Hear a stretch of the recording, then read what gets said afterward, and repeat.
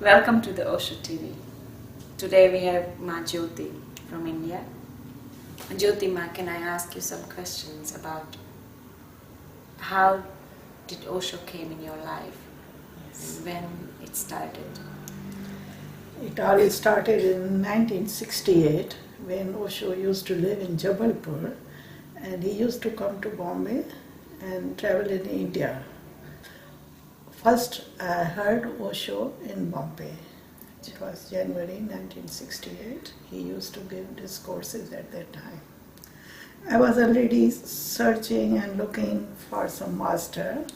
I used to meet all types of gurus and listen to them, but nobody really touched my heart. I always felt, no, they don't have any experience. My search was how to experience what I'm reading or listening from many people, how to realize the self, how to know oneself.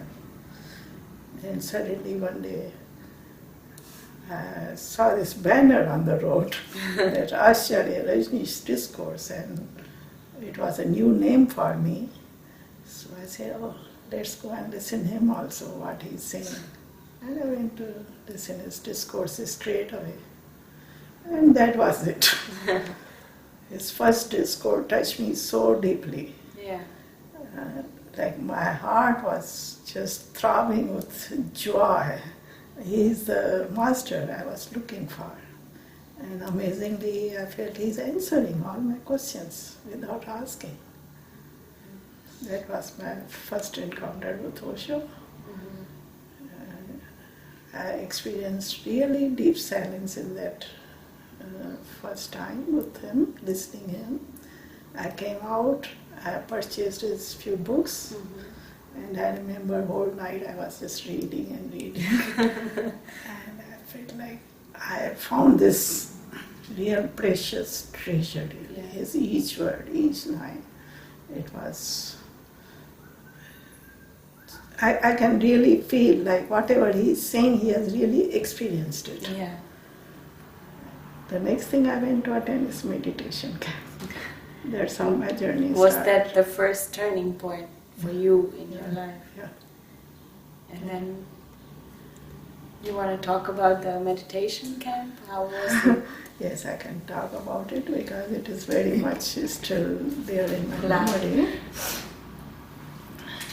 This camp started in the evening, and again I heard his discourse in the evening. That was the opening of the camp.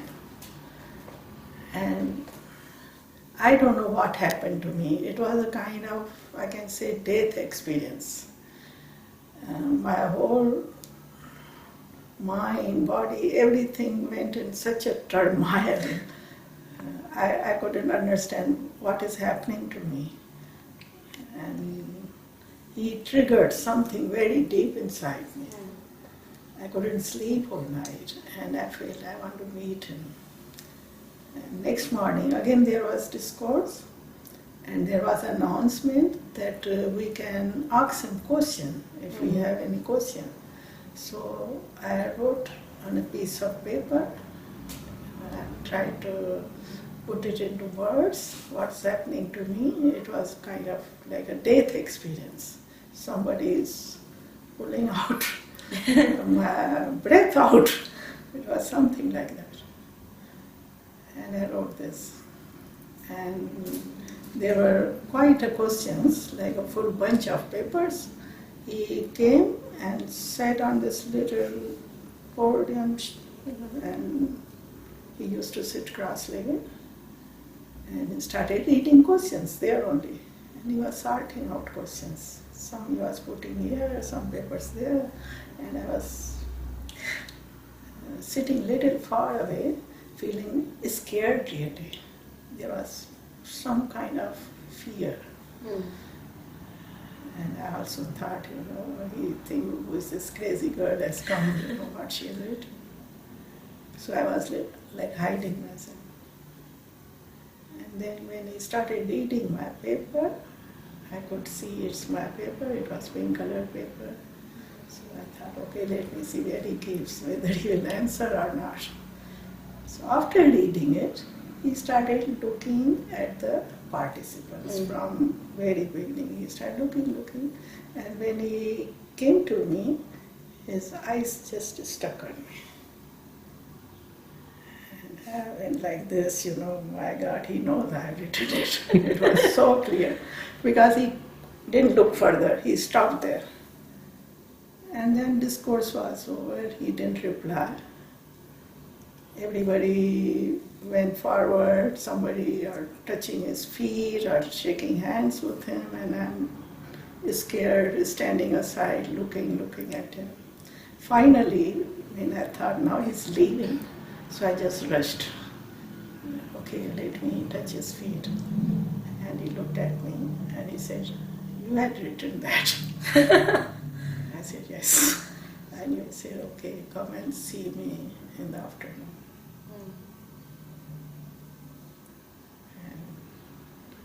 I complete this story. I went to see him that afternoon.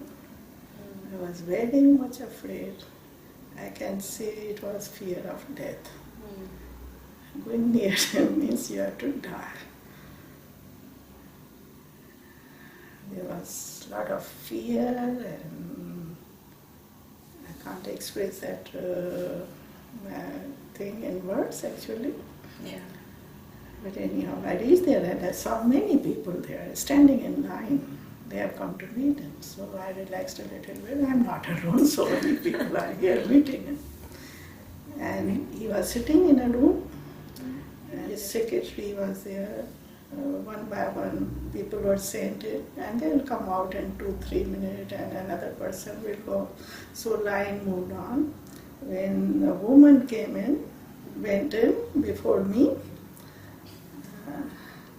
I just peeped from the window. I was curious how to meet this person, what I have to go and how I'm going to meet him. So I saw him sitting on a sofa, and there was a carpet. Woman went in and touched his feet and sat on the carpet. So I thought, okay, this is the way. When she came out, I was sent in, and Osho just stretches hands like this. And I went and I just hold his hands. There was no plan or thinking about it. And he made me sit near him on the sofa, on the right side. And I was totally trembling and shaking. He held one of my hand, and his second hand, I remember, he put on my spine. He started slowly moving his hand on my spine. And within a minute, I was totally normal person. Everything settled down. I came back to my senses. And he asked just few formal things. From where have you come? What's your name? What are you doing? And next thing he said, will you work for me? I didn't know what his work is. And I didn't even ask what your work is, what I have to do. I simply, in my unawareness, I just said, yes, I will work for you. And he said, meet my secretary outside, and he will tell you what needs to be done. And I very often come to Bombay. You can come and meet me whenever you can come. That was my first meeting with him. And this way my journey started. I met this secretary, and I was like part of many groups at that time. And he was recording Osho's discourses. I told him, I will arrange some groups and you come with your recorder and we play this Osho discourse and let these people listen. It was a strong feeling at that time, like everybody should listen. Here is a person who is telling the truth really. So I started work like that. We go to, I'll say, some of my friends who were interested in this subject. So I will connect with them and arrange a meeting at their homes. Like 30, 40 people will be there, and we will just go and play Osho's discourse. And whosoever, I will say, ready for Osho, will immediately get touched. And then they start making inquiry, who is he and what next we can do. So that way, my work for Osho started. Many people from those groups came to Osho, attended his camps, and they started their journey with Osho. And I was really fortunate. I got this opportunity to be near him. Sometimes I traveled with him. And whenever he used to come to Bombay, I will go and meet him. He was much available in those days. Can you share with us your experience being with the meditation of Osho and meditations? Initially, in his meditation camp, we were doing different kind of techniques, which were not like very active, like dynamic and kundalini. Mainly, he used to make people sit in silence and give guidance. We have quite a tapes in Hindi, his guided meditations in Hindi, like Anapanasati Yoga, where he's telling us, take a little deeper breath, watch your breath, sit in total acceptance, or he will guide us like a relaxing meditation. Lie down, your body is relaxing, your breath is relaxing, your mind is relaxing, all these type of. There is one meditation, I really liked it. It was about asking yourself, who am I? Are those tapes still available? Yeah, they are available in Hindi. Okay. And I translated some of these guided meditations for groups in Poona and so on. Okay. They were doing there. Are you present in these groups also? Sometimes I use some of these techniques in my groups also. Like this meditation, who am I, is so powerful. A few years ago I was in St. Petersburg leading a group, and I just told my organizer, because people don't understand English also there, there's no point of understanding Hindi. So I just explained them. People were told when Osho is saying, "Main kaun hu," means who am I, that is the meaning of this word. But he's in this meditation, he's constantly hammering. He is speaking and we have to really feel it. We don't have to say words. So you are told to like lock our hands like this, close our eyes, and with closed eyes look on your third eye, and with your totality inside keep asking, who am I, who am I, who am I? Constant hammering on this. And I tell you, these Russian people loved it so much, this meditation. This energy is there in this. And they all were like, can we do this meditation every day? It was so deep. We have recorded a CD with dynamic music, but Osho's voice in it, in Hindi, where he's guiding himself, dynamic meditation. Initially there was no music for dynamic. He used to say it. Take deep breath, now catharsis, now say who, all these instructions he was giving. But these instructions are so strong, like in first stage in 10 minutes, he says at least 100 times, more deep, more deep. He goes on hammering all the time. So once I played this CD, and I tell you this, his voice has such an effect, not understanding actually the words, but it affects people so much. Everybody wanted this CD for this meditation, dynamic meditation. Actually, dynamic and kundalini meditation started after a few years, when more and more people started coming. people from abroad also started coming. He used to lead laughing meditation in early days and gibberish also. People were telling him, like, so many thoughts. We can't stop our thoughts in meditation. No. They go on and on. And then he invented these new methods, dynamic and kundalini.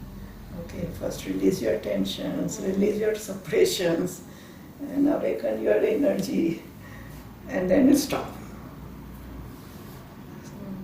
So, Master always invented new techniques according to the people who were there with him. I tell you, he was full of compassion. We don't do much for ourselves, but he was doing so much for people to get awakened. Yeah. He traveled a lot in India in early days. That time he was speaking on open grounds, 10,000 people, 15,000 people, and leading meditation camps himself. And then in 1970, he moved to Bombay from Jabalpur. Initially in Bombay, a center was started, few friends actually, who were very much connected with him. And they started this center called Jeevan Jagriti Kendra, means Life Awakening Center. And they started publishing a magazine also from there. Jyoti magazine was published. And they really, I would say, persuaded Osho that you move to Bombay. Now you drop your job and everything, come here, and you devote your whole time for this. And he agreed to it. He moved to Bombay. And Bombay people were really lucky. They can see him every day. I remember in his apartment there were 3 rooms. One room was kept for us to do dynamic meditation there. In the morning we were like 18 people doing dynamic in one of the rooms in his apartment. Those were really good days. And then in 1970 there was a camp in Manali in Himachal, meditation camp. There he started his sannyas. He called it Neo Sannyas movement. When this camp was going to happen, Ma Yog Lakshmi already taken the position of being his secretary. And she experienced something in the camps, meditation. And she started wearing orange clothes on her own. Lungi, orange lungi and kurta. Yeah. I remember whenever we used to go to see him, he would say, "Oh, it's Lakshmi's dress, do you like it?" I said, "Oh, it looks good." And when this Manali camp was arranged, he said, "Get a dress done like this. And it will be good, people wearing same color during the meditation there." So I was saying, yes, I'll make it, but I was postponing. I was wearing my normal clothes, I was doing a job in Bombay, staying in my home. And one day I went to see him, and he has got this whole pile of this orange cloth in his room. And he said, "How much cloth you need for your dress? Just take it and get it stitched." He was really for it. "Okay, you have to wear it." So I got that material and got this lungi and this kurta from that and took it with me to Manali. First day I didn't wear it, and he inquired what happened to that dress, and I saw a few more people moving in this orange clothes. So next day I wear this orange dress, And I went a little early before discourse to his room to show him, okay, I'm wearing these orange dress. He came out from his bathroom, looked at me, and he said, oh, this looks very good on you. And they were a friend also. And he said, okay, what new name we should give her? I was just laughing, what joke is going on? There was no talk about sannyas at that time. And he said, what name? And my friend she says, I didn't think it just came out from me. She said, Jyoti. And also said, yeah, it's a good name for her, but it is not complete. Dharm Jyoti, he said. And she will spread my dharma, it's a religion. So let her name be Dharm Jyoti. And I was just laughing. Oh, I don't know what he's talking about. And then next day, a meeting was organized with these few people who were wearing orange. And we were told about his new sannyas movement. He spoke about it in detail. That you are going to wear orange clothes all the time. You have to be in your home. You don't have to renounce anything. You have to continue your work and be a sannyasin. I found it so difficult. How it's not possible, how I can go in office in these clothes. Like people, as I just said, people will think we are mad. I am mad. He said, you are mad. So if people say it, they say it right. So you choose what you want to do. So I decided, okay, let me be a sannyasin. And he really explained nicely that traditional sannyas has no future. Traditional sannyasin renounce the life, go to the ashrams and don't do anything.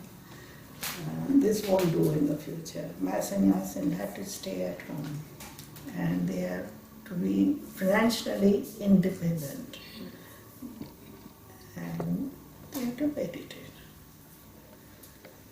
And he said this orange fire is going to spread all over the world. Like a little spark can burn the whole forest. So this is going to spread.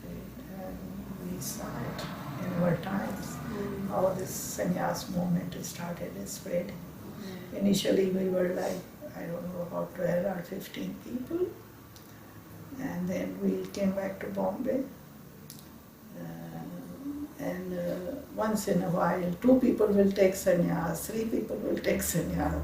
So we were counting on fingers. Oh, now we are 40, now we are 45, now we are 50. We were so touched, like our family is growing. Thing was, in those days, to be a sannyasin was very difficult. First thing is, Osho was very much notorious. He was defamed because he was very outspoken, hitting everything, whatever is going on in name of religion. Yeah. So all the priests, all the politicians, all the media, everybody was against him. Everybody. They will find any reason. They couldn't find much reasons. So in India, that is the point, that attack the person's character. Yeah.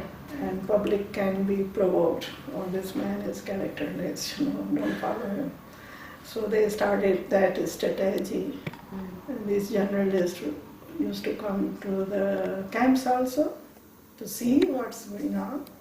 I remember in one of the camps, after session was over, one woman just went and hugged him. And immediately photos were taken and they were all over in papers saying, Rajneesh's girlfriend. Things like that, And in those days, he gave these discourses from sex to superconsciousness in an open ground, like thousands of people. In Bombay? In Bombay. Oh. And in those days, sex was so much taboo. Now also, but it is more open now. like a person talking about sex in public meeting was unbelievable. And like especially in India. Especially in India. I remember one man just got up in the meeting and shouted, "Stop talking, otherwise I will shoot you." Wow. And Osho was just sitting there and he told the person, "Please sit down, don't disturb. Sit down. It's too early to shoot me. When time will come, I will invite you. Come now and shoot me." And this person just sat down. So there was, like, he was creating a lot of controversy. And we got exposed wearing orange and mala. So people used to look at us like we are prostitutes, We are following this man. But we were so madly in love with him. Who cares about what people are saying? We were in our own world living. So those early days were really difficult. And then at a point in 74, Osho told Mahalakshmi that many people are on the way. They will be coming and you have to find a bigger place for me. So they started searching for a bigger place. That's how this Poona community started. Initially one bungalow was bought, number 33, Lausu House. Mutta has already arrived from Greece. She's the one who really paid for that bungalow. And then, within a month, there was thousands and thousands of people just arriving, pouring like anything. And this Poona community started expanding. Other properties were purchased. And slowly orange and mala. Orange and mala was really compulsory. Yeah. And later on, when Osho came back from world tour, at Rajneeshpuram also, we were wearing orange and mala, but it was not that strict. There came many shades of orange. One can choose. After coming back from Rajneeshpuram, when all these reports came, all the embassies went against sannyasins. Sannyasins found difficult to get their visas to come to India. So he suggested, drop all this orange and mala, be underground. So nobody knows you are my sannyasin. I don't want to create trouble for you. So it was this really compassion. Wow. He told us, okay, be normal. And then for a while we were wearing all normal clothes in commune also. Then one day suddenly a message came, wear maroon robes in the commune. And everybody was like, are we going back again? But he said, no, it's not going back. You just wear maroon and see what happens. It will unite energies of the sannyasin around. My personal feeling is when he said drop orange, people were totally in their clothes. Like in festivals, I remember in celebrations, it was like a fashion show. All these girls wearing saris. He must have watched it, what's going on, all this maybe suppressed desires for the clothes came out. And suddenly he said, okay, enough of this. Now we are maroon. So inside the commune, he said, we are maroon. And again, on the maroon also, different designs, embroidery, and things started. And again he sends the message, robe is a robe is a robe. Means simple robe. No more designs, no more embroidery, just simple maroon robe. Actually, he wanted us to concentrate our whole energy on meditation, not on all these silly things, So, I think it was September 89 maybe, he sends a message for the evening meeting, come in white robe. when I heard it, I was really shocked. Because in our culture, people wear white. When somebody dies, we all go in white there. And he says, come in white. Later on I realized he was preparing us he was getting ready to leave his body. So this whole evening gathering was about selling satsang with the master. And he gives all this setup about white robe. We dance, we sit in silence, and we raise our arms and say Osho 3 times. This is a device, how we can provoke and get connected with our master. Before leaving his body, he created again Sannyas Academy. Mazarin and Abhay Baba got appointed there. And he gave the guidelines how to do the sannyas, gave mala, gave new name. Yeah. And those who will give sannyas will wear white, they will be my mediums. And person taking sannyas will wear maroon. So that way, I remember first sannyas happened in Buddha, and video shooting was taken. And he was saying this whole film. He saw it and he appreciated and he said, continue this way. And sannyas continued like that. Even after he left the body, for 10 years sannyas continued. Till 19 February 2000, sannyas continued like that. And then someone got the idea, like, it's enough nonsense we are doing, let's stop it. There are always people who feel they think they are not smart, they know Osho. So changes started. You didn't all know how changes started. First, in that sannyas on 19 January, people were taking sannyas, were given mala in the hand. And I was there. I never missed sannyas celebration. I was surprised. What is going on, you know? And mediums, Shunya was there wearing green top and trousers and giving sannyas. I felt, this is weird. This is not Osho's way.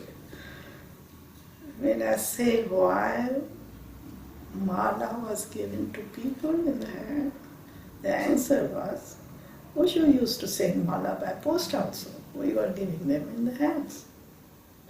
Osho never gave mala in the hand when person is sitting opposite him. So lovingly he was putting mala on them. But people who have the authority and power, they can decide whatever they want. And his pictures were removed from everywhere, and I felt not comfortable there anymore. And I felt, oh, maybe it's time for me. I have lived so many years in the community. It's time for me to move out. So I silently moved out. I was really surprised after moving out. A new phase started in my life. Yes. Because I knew friends from all over the world, and they started inviting me. Oh, now you are free, you can come. Because, and it was my feeling like Osho is only here in this little Buddha field, nothing to do with outside world. But then I realized he's everywhere. He's not confined to this place. Wherever we are, if our hearts are open, we are connected with him from heart. He's totally available for us. In the meantime, when I was inside, I wrote this little book there. This book is also, I won't say I have written it. I feel like he made me write it. The book title is 100 Tales for 10,000 Buddhas. I narrated just incidents when I was near him. those 100 incidents I narrated. For me, I feel whatever is happening in my life, I look at it as an existential drama going on. And we are all playing our little role in it. So I feel,